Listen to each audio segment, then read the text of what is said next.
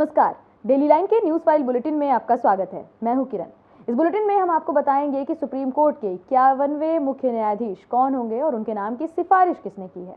साथ ही बताएंगे कि नागरिकता अधिनियम की धारा 6A को लेकर सुप्रीम कोर्ट की संविधान पीठ ने क्या कहा है और बताएंगे कि निज्जर हत्या मामले में कनाडा के पीएम ट्रूडो ने क्या कुछ कहा है। लेकिन उससे पहले नजर आज की हेडलाइंस पर।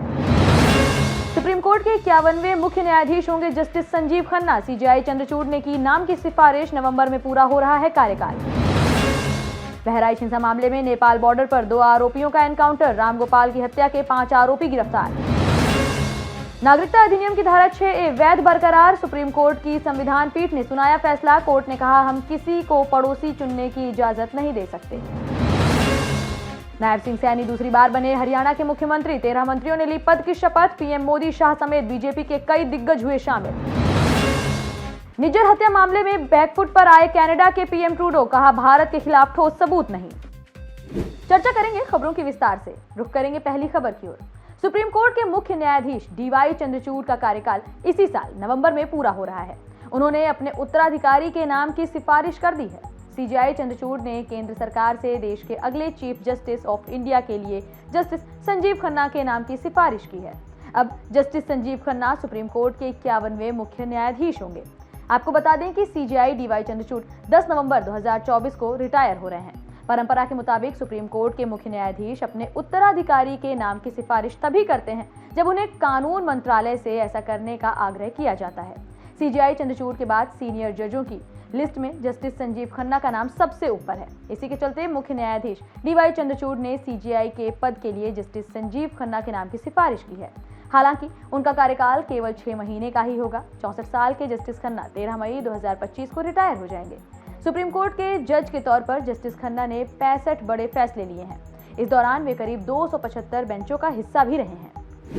बढ़ेंगे अगली खबर की ओर। बहराइच में दुर्गा मूर्ति विसर्जन के दौरान हिंसा में रामगोपाल मिश्रा नाम के शख्स की हत्या के आरोपी रिंकू उर्फ सरफराज खान और मोहम्मद तालिब एनकाउंटर में बुरी तरह जख्मी हुए हैं। दोनों के पैर में गोली लगी है। पुलिस ने बताया कि आरोपी नेपाल भागने की फिराक में थे। इन्हें इलाज के लिए नानपारा अस्पताल से बहराइच मेडिकल कॉलेज रेफर कर दिया गया है। एनकाउंटर नेपाल बॉर्डर से 50 किलोमीटर पहले नानपारा कोतवाली क्षेत्र के बसेहरी नहर के पास हुआ। एसटीएफ और बहराइच पुलिस सरफराज और तालीम को साथ लेकर डबल बैरल बंदूक और तमंचा बरामद कराने गई थी। एसपी वृंदा शुक्ला के मुताबिक आरोपियों ने बंदूक और तमंचा लोडेड रखा था।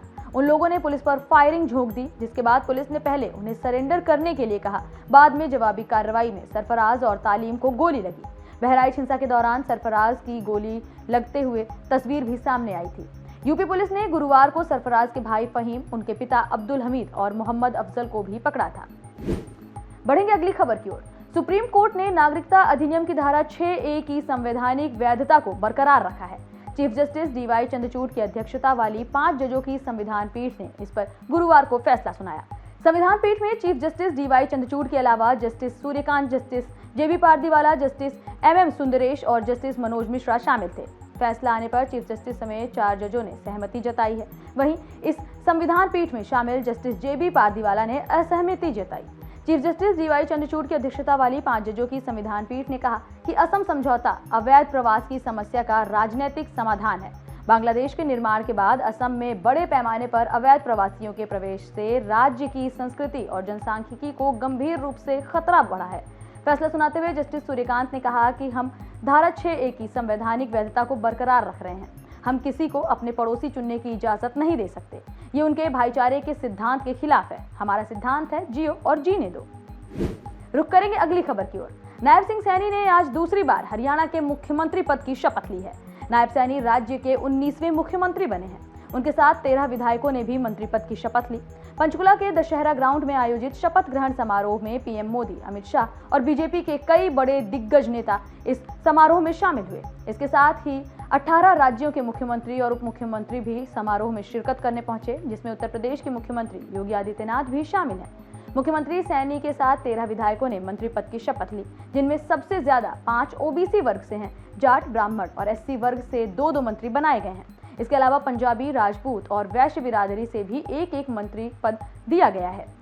शपथ लेने वाले 13 मंत्रियों में अनिल विज, राव नरवीर, कृष्णलाल पंवार, महिपाल टांडा, विपुल गोयल और कृष्ण बेदी पहले ही मंत्री रह चुके हैं। इनके अलावा रणवीर गंगवा पिछली बीजेपी सरकार में डिप्टी स्पीकर भी थे। नए चेहरों में अरविंद शर्मा, आरती राव, श्याम सिंह राणा, श्रुति चौधरी और गौरव गौतम पहली बार मंत्री बने हैं। वहीं बीजेपी ने हरियाणा में यूपी, राजस्थान, मध्य प्रदेश की तरह 2 उप मुख्यमंत्री बनाने का फॉर्मूला नहीं अपनाया है। बढ़ेंगे अगली खबर की ओर। कनाडा के प्रधानमंत्री जस्टिन ट्रूडो ने भारत के आगे घुटने टेक दिए हैं। उन्होंने अपनी गलती मान ली है। ट्रूडो ने पिछले साल खालिस्तानी आतंकी हरदीप सिंह निज्जर की हत्या में भारतीय एजेंट्स के शामिल होने का आरोप लगाया था। इसी बयान को लेकर अब उन्होंने कहा है कि तब उनके पास केवल खुफिया जानकारी थी, कोई ठोस सबूत नहीं थे। ट्रूडो ने बुधवार को कहा कि मुझे 5 आइज देशों से खुफिया जानकारी मिली थी, जिससे साफ हो गया था कि भारत कनाडा की जमीन पर भारतीय नागरिक की हत्या में शामिल है। दरअसल ट्रूडो सरकार अब तक ये दावा करती आई है कि उसने निज्जर हत्याकांड से जुड़े सबूत भारत को दिए थे। इस पर भारत कहता रहा है कि कनाडा ने निज्जर हत्या से जुड़ा कोई भी सबूत भारत को नहीं दिया है। भारतीय विदेश मंत्रालय ने ट्रूडो के बयान के बाद गुरुवार को कहा कि दोनों देशों के बीच रिश्ते खराब होने के पीछे कनाडा के प्रधानमंत्री ही जिम्मेदार हैं।